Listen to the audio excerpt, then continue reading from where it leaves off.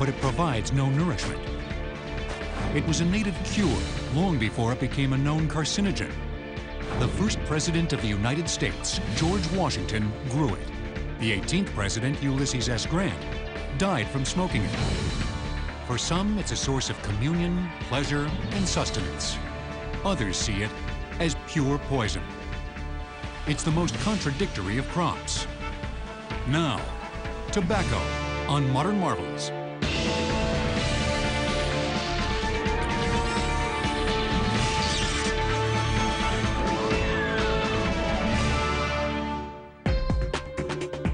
They feed us, clothe us, give us medicines, intoxicate us, stimulate us, provide us with fuel.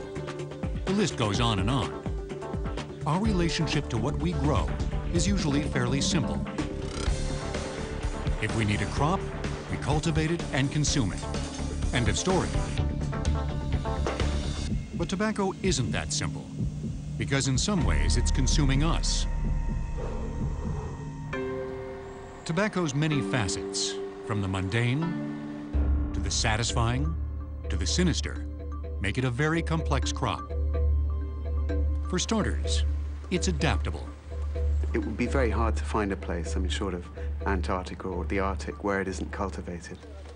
It's profitable.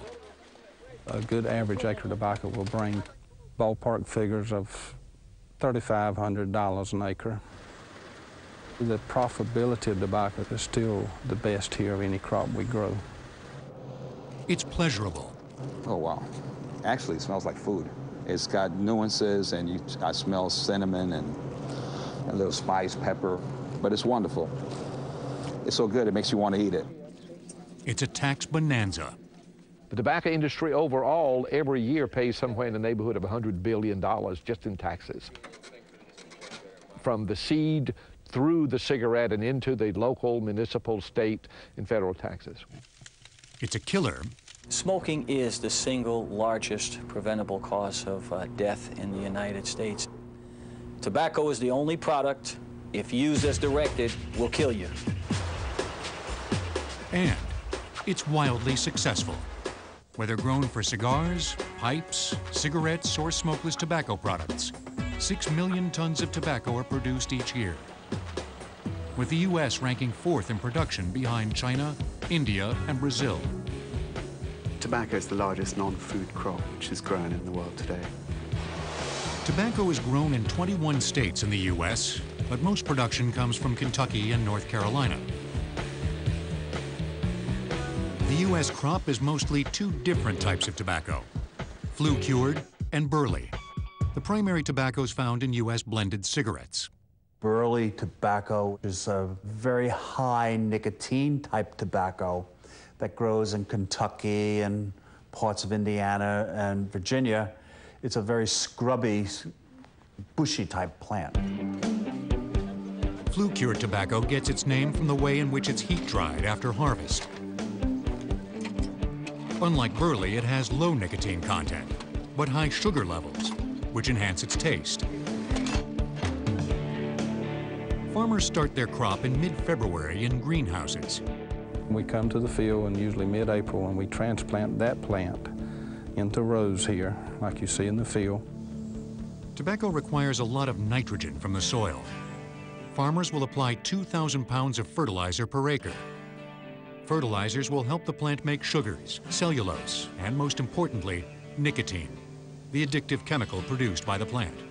Without nicotine in the tobacco plant, it would have virtually little or non-existent commercial use. When a person smokes a cigarette, the tobacco is burned and nicotine is distilled off into particles. These particles contain water, tar, and nicotine. And these fine particles are inhaled into the lungs, and then they impact or they crash into the very small airways in the lungs. When these particles impact, nicotine is absorbed pretty quickly into the bloodstream in the lungs, goes into the heart, and then goes right out to the body, including to the brain. It only takes about 15 seconds from taking a puff on a cigarette to when nicotine has its effects on the brain. There's a concept of rapid reinforcement makes a drug more addictive. You know right away what the effect is. You can adjust the dose. And so smoking is actually the most addictive way of taking a drug. But before the tobacco can be smoked, the plants must mature, growing to be 42 inches high in 60 to 70 days. At this point, they will be harvested gradually. And we go out every week or two and we'll cut off 2 or 3, 4 leaves each time we go through. We will end up at the top, which is the best, the highest nicotine, the best plant that the companies want for making cigarettes with. The leaves must be dried before they can be sold. We call these bulk barns for drying tobacco. The curing process from start to finish usually takes about 7 to 8 days. We'll yellow the leaf up at about 95 to 105 degrees, depending on the outside temperature. Therein lies the term brightly. Once that color is held, then the tobacco is subjected to a pretty intense heat, up to finally 160 degrees, and that's where it stays until all of the moisture has gone out of the leaf, and especially the stems. The tobacco will be stored in 750-pound bales until the tobacco company is ready to receive it. Worldwide, 5.5 trillion cigarettes are smoked each year.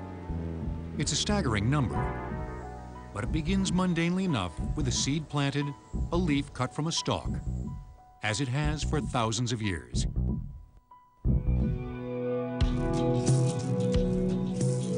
Historians believe that tobacco was first cultivated in the Andes, sometime between 5000 and 3000 BC. In South America, the tobacco was used in a number of ways which would dazzle us now. I mean, smoking was only one option of taking it. People sniffed it, they smoked it, they smeared it all over their bodies, they smeared it on other people's bodies, they drank it in a paste, and they even used it as an enema. Shamans, spiritual leaders and healers, used it to diagnose illness. They would consume enough really to take them to the edge of death, and that would take them into the spirit world where they could thereby examine the problems within their patients. But it wasn't until Columbus reached Cuba on October 28, 1492, that Europeans discovered not the gold they sought, but tobacco. When Columbus sent some of his lieutenants to investigate inland and try and find a little more about the people who inhabited it and what their habits were, one of the first matters they reported back was that these people were smoking. And to them it was an absolutely surreal habit. They had no idea, they had no precedent for it in Europe. They came across a tribe who were smoking very large cigars. Tobacco quickly gained new converts. Its smoke wafted easily across cultural barriers. Spanish and Portuguese sailors picked up the habit and brought tobacco to Europe, where, ironically enough, it developed a bogus reputation as a wonder cure for all sorts of ailments. Once the British began visiting North America, they too took up smoking as a recreational habit. John Rolfe is credited as the first English settler to successfully raise tobacco for commercial use in Jamestown, Virginia, in 1612. Since its inception, the colony had been beset by disease and starvation. John Rolfe realized that there could be a potential market for this tobacco that the natives were growing along the James River. Actually, that is what turned our failure, our fourth failure in settling this continent, into a success. Tobacco secured the survival of the fledgling colonies. And by the end of the 17th century, England was importing more than 20 million pounds of colonial tobacco per year. We became a tobacco society because tobacco was currency. It paid for the preachers, it paid taxes, it bought wives. Tobacco was the dollar or the euro of the English settlements in the United States. And tobacco also paid for slaves. The slaves brought into Jamestown in 1619 were brought to help in the cultivation and harvesting and marketing of tobacco. In the 18th century, colonial tobacco farmers, among them George Washington and Thomas Jefferson, struggled as inequities in the tobacco trade left them permanently indebted to British merchants. in tobacco-producing areas, the American Revolution became known as the Tobacco War. And in 1776, Benjamin Franklin used 5 million pounds of Virginia tobacco to collateralize a loan from France to help finance the American Revolution. But whether the world was at war or at peace, as long as there were ships on the sea, tobacco found new customers. Tobacco use spread through Europe and then beyond because it was carried there by the ships of European nations down to Africa, across the Mediterranean, into the Levant, into Turkey. It spread up the rivers through into Russia. From Russia it went to China, and it was also carried there by the ships of the Portuguese. In the 19th century, tobacco use continued to spread and even crossed battle lines. During the Civil War, the South had tobacco, the North had coffee and food, and many, many times the Yankee and the rebel would meet in the middle of a path after a battle and switch tobacco for coffee or tobacco for food. Tobacco in many forms has been exchanged across cultural barriers between friend and foe and for millennia. But in the 20th century, one form of tobacco, cigarettes, would become the dominant form of consumption and cause an ongoing healthcare crisis. But what's actually inside a cigarette? It's a lot more than just tobacco. 1.3 billion people, 1/3 of the world's adult population, smoke cigarettes. Tobacco use is rising in the developing world by 3.5% per year and falling slightly in the developed world. There are more Chinese smokers than citizens of the United States. In 2005, Philip Morris, the world's largest cigarette company, generated $4.6 billion in profits.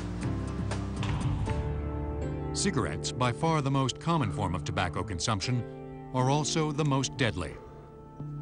Unlike most pipe and cigar smokers, cigarette smokers inhale intentionally, allowing toxins to penetrate deeper into the body. There are different risks associated with different forms of smoking. Cigarette smoking is the one associated with the greatest risk, and that is the one that's associated mostly with higher risks of lung cancer and mouth cancer and chronic lung disease. But if cigarette smoking is so deadly, why is it so popular? A cigarette is an elegant form of a drug delivery device, almost like a hypodermic syringe and needle. And the delivery that one wants out of a cigarette is nicotine. Nicotine may be the addictive product, but other cigarette components that accompany it are actually more lethal. So what's inside a U.S. blended cigarette? Tobaccos, flue-cured, burley, and oriental, only make up about half the cigarette. The rest is known as add-ons. One add-on, reconstituted tobacco, is made from a mixture of stripped stems, offal, or tobacco dust, swept from the factory floor, and reclaim, cigarettes that have passed their prime and have been sent back to the factory. It all goes into a giant vat.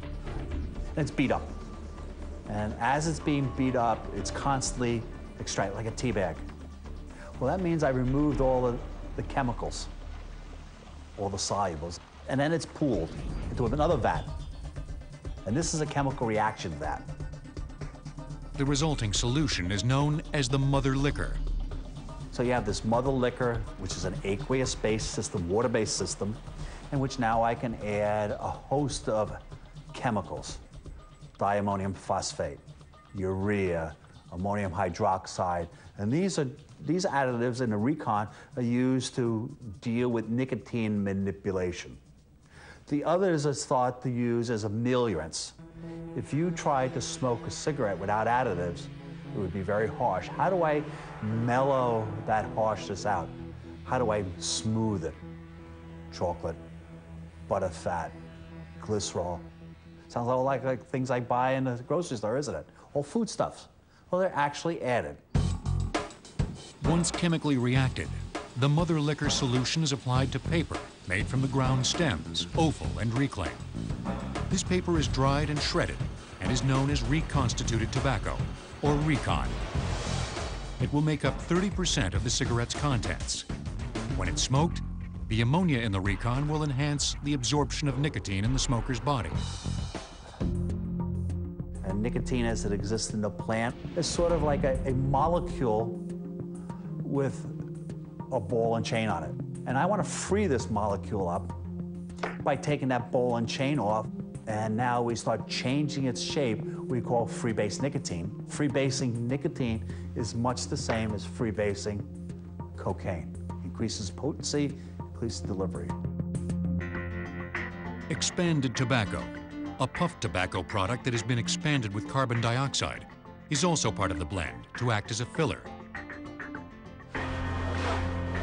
So, in a finished cigarette, 20% is expanded tobacco, stems, and reclaim, tobacco from returned cigarettes, and 30% is Recon. The other 50% is tobacco, which is also treated with sugars that mask the bitter taste of nicotine and enhance its absorption into a smoker's body. Tobacco, stems, reconstituted, reclaim, and expanded tobacco are mixed in a bulking bin the size of a bus. It's all cut to 1/28 of an inch slices called rag and pneumatically moved to the cigarette fabrication side of the plant. There, the rag will be rolled in paper, glued, joined with filters made from cellulose acetate, and packaged. This process occurs at a rate of roughly 20,000 cigarettes per minute, sometimes 24 hours a day. Long before offal, casings, and Recon, cigarettes had humble origins. Their beginnings can be traced to Spain in the early 19th century and the Seville tobacco factory. Cigarettes were rolled from scrap tobacco, often the leftovers from cigars and snuff. Much of the tobacco produced in Spain in its central monopoly factory was sold loose, and that the poorer people would literally roll it up. In the 19th century, the cigarette's popularity took off with the invention of the first cigarette-making machine. James Buchanan Duke, known as Buck Duke, saw the future. In 1884, the Duke Company went into business with James Bonsack, the machine's inventor. And by the late 1880s, they were manufacturing 4 million cigarettes daily. Buck Duke was a risk-taker and a marketing whiz. He inserted cigarette cards in the packs with pictures of actresses, which he admitted were just there for prurient interest, or latterly baseball and football stars. And so he was the one who got cigarettes in front of the nation, and they responded. I mean, smoking rates absolutely shot through the roof. After mechanization, the movies gave cigarettes their next big boost. One direction cigarette advertising went, of course, was the Hollywood market. Ronald Reagan, as an example, had his image put on the back of Look and Life. In 1950, around half of the adult population in the industrialized world smoked cigarettes. Medical professionals were beginning to make a statistical link between smoking and disease. Health professionals were noticing that, gee, people who smoke seem to have a higher incidence of lung disease. As they got the science together, they were able to demonstrate conclusively that if you smoke, you have a higher incidence of cancer. That's where it all started. Tobacco companies turned growing public concern to their advantage and introduced filter cigarettes in the early 1950s, boosting sales, but doing little for public health. In fact, when you used the lower nicotine or low tar, you actually smoked more. Cancer rates didn't change, lung disease rates didn't change. Since the first Surgeon General's report on smoking in 1964, there have been 29 reports that have linked smoking to cancer, heart disease, chronic lung diseases like emphysema and bronchitis, and infections that increase the risk of influenza and tuberculosis. It's the burning process that increases the toxicity of the chemicals in cigarettes. When you burn any organic material, like tobacco, you generate a number of substances that potentially damage DNA. These are classically talked about as tar. Two main classes of cancer-causing chemicals are the polycyclic aromatic hydrocarbons and the nitrosamines. Both of those classes of drugs can damage DNA in such a way that it alters the control of cell growth. And then when you see uncontrolled cell growth, you then see cancers develop. In all, more than 4,000 chemicals enter the lungs when a smoker inhales. Among them, acetone, formaldehyde, pesticides, and heavy metals, arsenic, cadmium, and chromium, extracted from the soil by the tobacco plant. The body's defense systems that function when we eat are bypassed when we draw smoke into our lungs. Whatever is burned in the cigarette, and it goes directly into the system, to blood. And that toxins that come out of it, or poisons, go directly to any access organ, heart, brain, etc. If you raise your right hand, do you swear that... The record shows that big tobacco companies knew the link between smoking and disease and covered it up. The information was available decades ago, but because of the need to keep the product out there, people withheld information from the American public or obscured that information. In 1994, Jeffrey Wigand, an ex-Brown and Williamson tobacco executive, began to work with the FDA to reveal harmful industry practices that had been withheld from the public. I took the FDA in 1994 through the whole gamut of tobacco science and tobacco chemistry, nicotine addiction. My code name was Research. It was something right out of a James Bond novel. Litigation began to heat up, culminating in 1998 in the Master Settlement Agreement, a payment by the tobacco companies of $206 billion over a period of 25 years. The money goes to the states as compensation for tobacco-related health care costs. Whether through sales, taxes, or lawsuits, cigarettes generate cash flow. And like nicotine, cash flow has proven to be addictive. But while cigarettes were being examined in the courts, cigars were enjoying a faddish popularity boom. Premium cigars like fine wine are marketed as luxury products. And like fine wine, they've been known to cause a little sticker shock.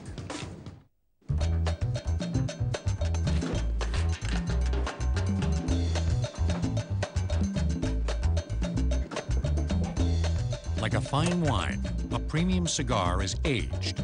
Its pedigree is important, and it's expensive. Hand-rolled, packed in a mahogany box, impeccably presented.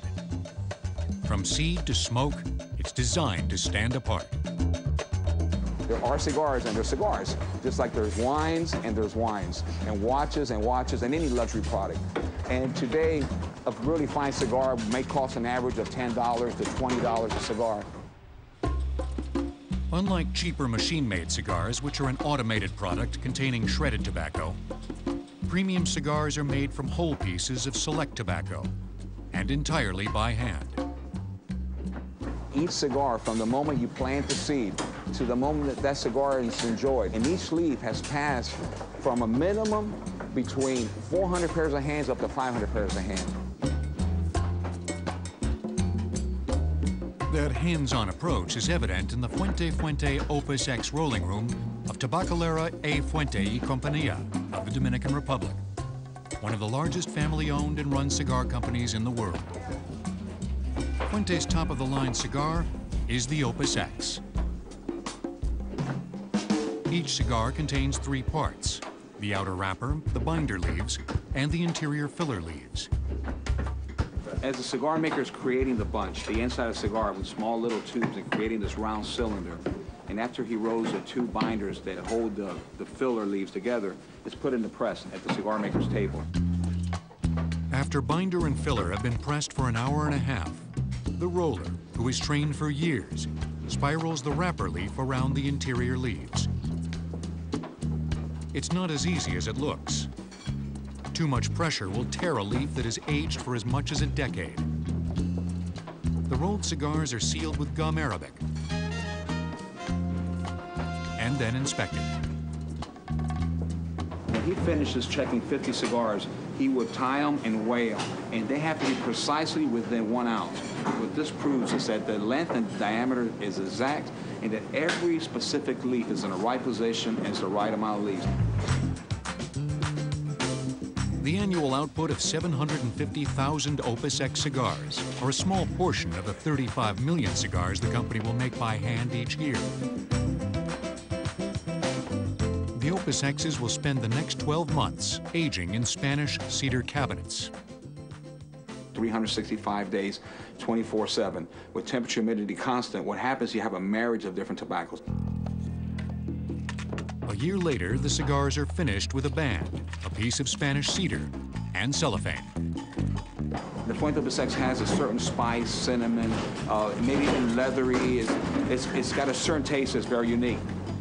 Though they may consume a unique product, cigar smokers suffer from the same rate of esophageal and oral cancers as cigarette smokers, as much as 8 times that of non-smokers.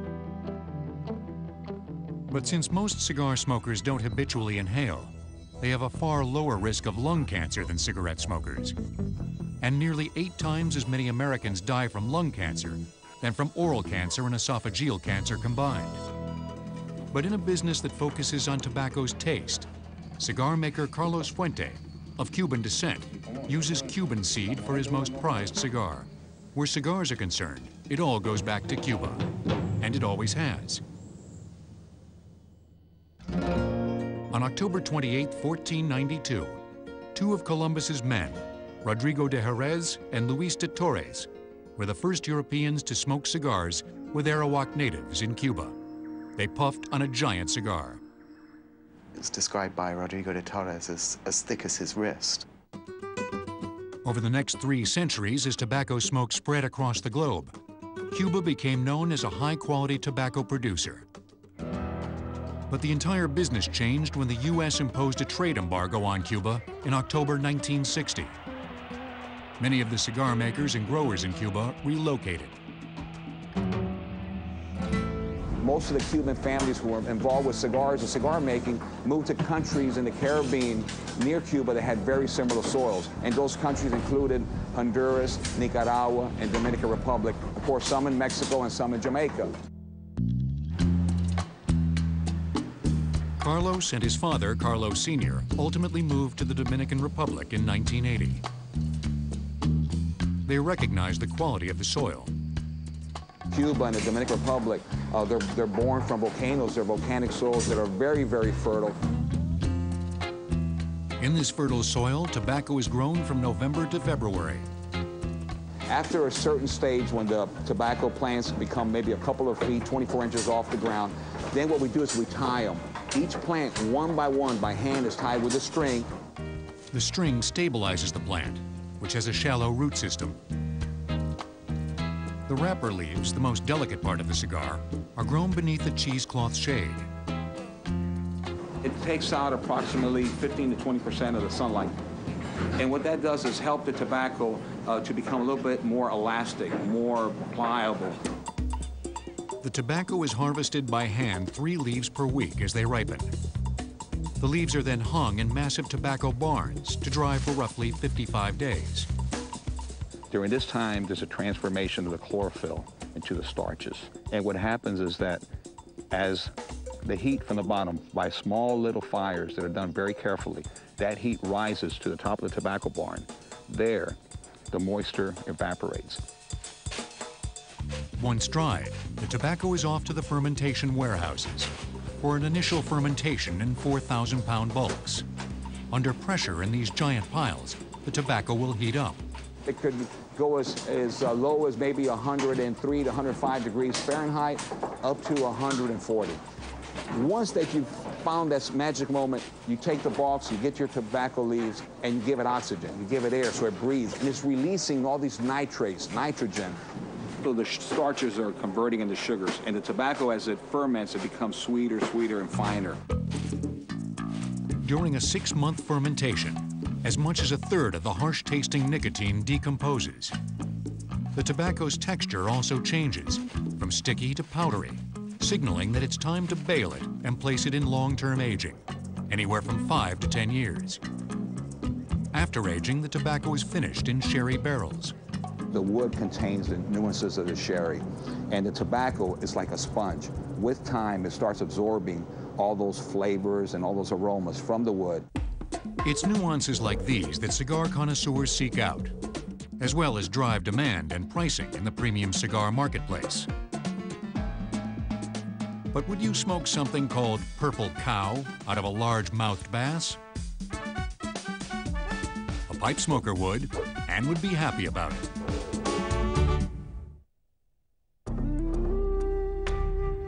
The pipe is probably the most varied piece of smoking paraphernalia. It ranges from merely utilitarian object to historical artifact to work of art. Pipes are made from clay, glass, stone, porcelain, metal, antler, gourd, bone, shell, and briarwood, favored by American and European pipe makers. Briarwood, a root from the Mediterranean heath tree, has beautiful grain and ruinous flaws. People often ask me, how long does it take to make a pipe? And I say, how long does it take to make 3? Well, I know how to make a pipe, but 2 of them are going to fall apart on me. This rate of failure is built into the prices of custom pipes, which range from hundreds to thousands of dollars. The custom pipe craft involves rigorous specifications. This is a bowl hole, and this shows the types of clearances of wood that you need on each side of the bowl to give you the proper insulation in terms of the comfort of smoking the pipe so the bowl doesn't get too hot. This is a draft hole. You'll notice that it comes in dead centered on the bottom of the bowl hole, perfectly executed. These specs are the same for all the pipes, including the so-called hawksbill pipe that Sam will fashion from briarwood. Now we're going to draw the pattern on the piece of briar that I've selected to make this pipe. It's a tight fit, but it's going to work. The first cut we're going to make is across the back of the shank. You're going to give me a chance to see if I've got any defects there. Looking good.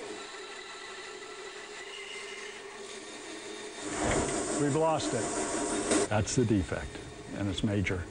So now what I'm going to do is set this aside. There's no point in going any further with this. Beyond aesthetic issues, a defect in the bowl could allow heat from the smoldering tobacco to burn through.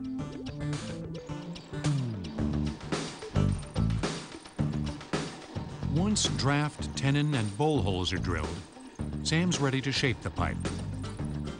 You'll notice there are a few other lines drawn on the pipe. That's to give me a visual of the profile I'm making, and I will use this 100 grit sanding disc to roughly cut this out. Sandings with progressively finer sandpaper, from 150 to 600 grit, will yield the smooth shape of the hawksbill pipe. Once stained, it's polished with carnauba wax. Sam Learned produces a wide variety of pipe shapes and finishes. He also makes fanciful figural pipes. This is what I call the largemouth bass. You note the tail, the mouth, and I mean, there's an incredible amount of handwork in this pipe. Handwork has long been the tradition of pipe makers. When the English colonized the New World, they encountered Native Americans smoking out of handcrafted pipes, made from carved wood and stone, that were central to their daily lives. If a tribe wanted to declare war against another, it would send it its war pipes. If it intended to offer peace, it would send it the pipe of peace. And as a consequence, when smoking was introduced to England, it was smoked out of pipes. Today, if you're a pipe smoker, you probably have a preferred pipe tobacco blend.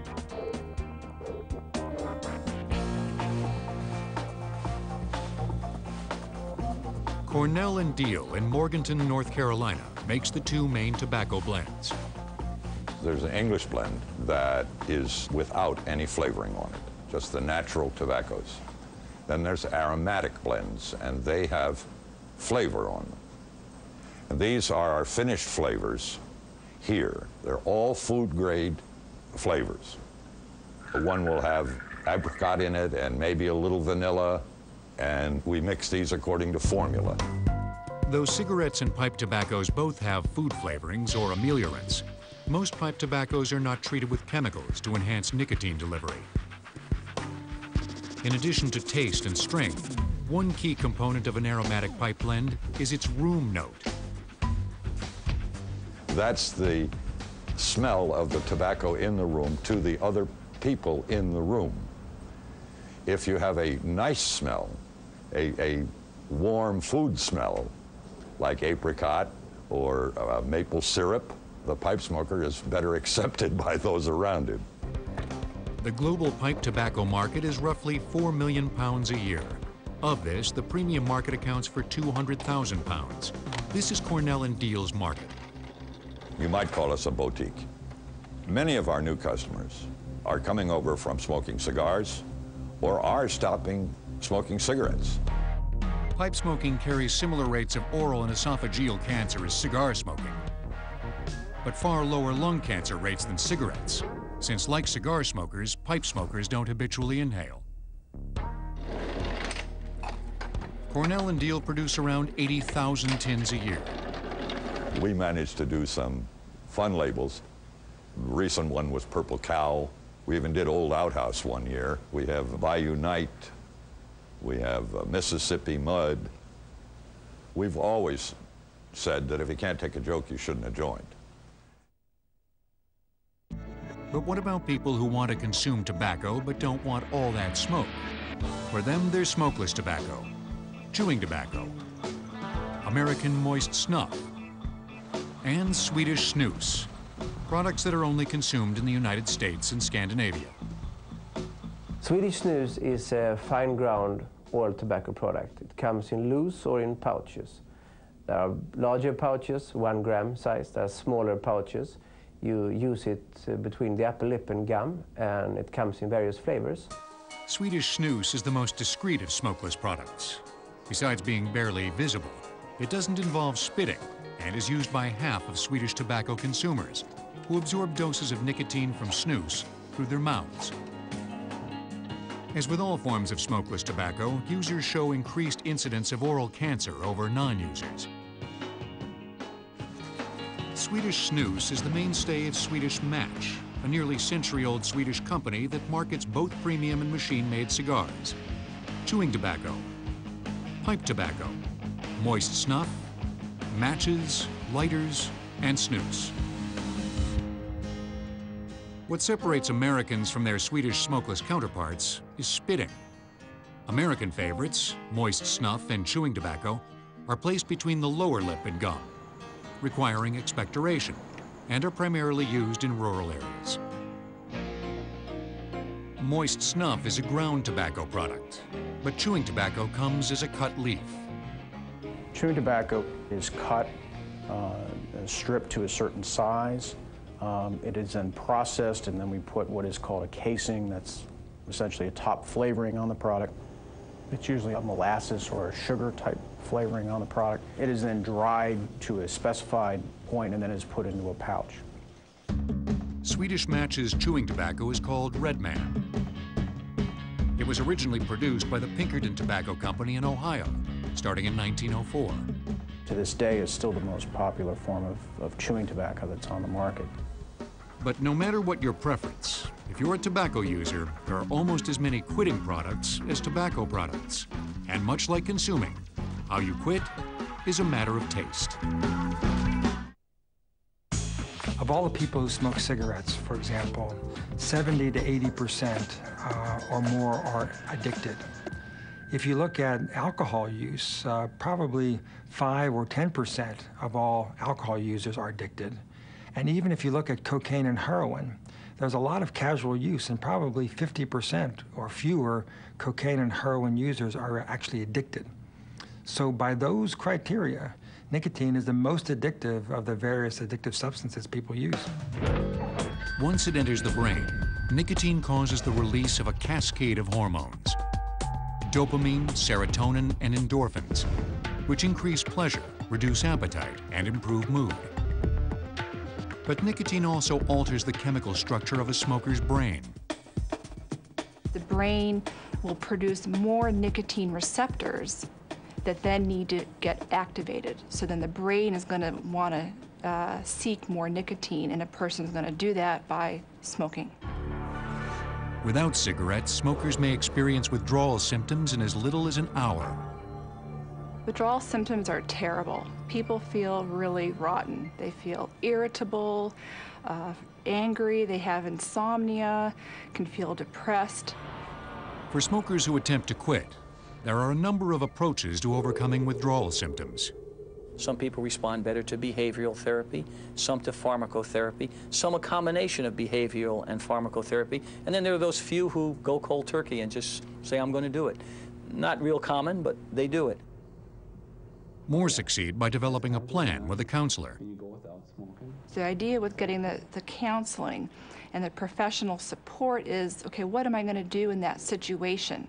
When I feel stressed, what can I do instead of grabbing for a cigarette? On the technological side, there are 3 types of quitting medications. Some require a prescription and some don't. The first category is nicotine replacement therapy in the form of gum, inhaler, nasal spray, patch, or lozenge. Nicotine replacement provides less than half the nicotine a smoker would normally get and tapers off over the 12-week course of treatment. The second category is bupropion, which is also known as Zyban, which was marketed originally and still is as an antidepressant. But it was found that people taking this drug had less craving for cigarettes. And it turns out that the effects of bupropion resemble effects of nicotine in the pattern of hormone release in the brain. The third category is a drug, varenicline. This is a totally new category of drug, which is got nicotine-like effects, but also nicotine-blocking effects. The nicotine-blocking effects mean that if you have a lapse or a slip and you smoke a cigarette, it's not as satisfying. Up to 30% of those who try will completely kick the habit, but most will take multiple attempts. Success rates double with counseling and medication. Most ex-smokers say that quitting smoking is the hardest thing that they have ever done in their lives. Smokers who do quit still have a higher risk of cancer than non-smokers, but far lower than smokers who don't stop. There are many lasting health benefits to quitting. Your general health will improve. So those people who have emphysema, they'll have less problems. Those people who have chronic bronchitis will have less acute infections and so on. Your quality of life will improve. So nobody ever should think, I've done it my whole life, I shouldn't stop now. Many people have little reason to believe that our society will wean itself from tobacco. I think people are going to use tobacco as long as they can afford it. I think there'll be the tobacco grown right on, but the volume may change, it may decrease. But I still think tobacco's here to stay. Will we see this product gone in 20 to 30 years? I don't think so. Do I think it's going to become more regulated and constrained? Yes, it's happening. Regulated or not, tobacco has been with humankind for thousands of years. And increasingly, this contradictory crop that generates profits and has become a source of bitter conflict will continue to pit pleasure against mortality.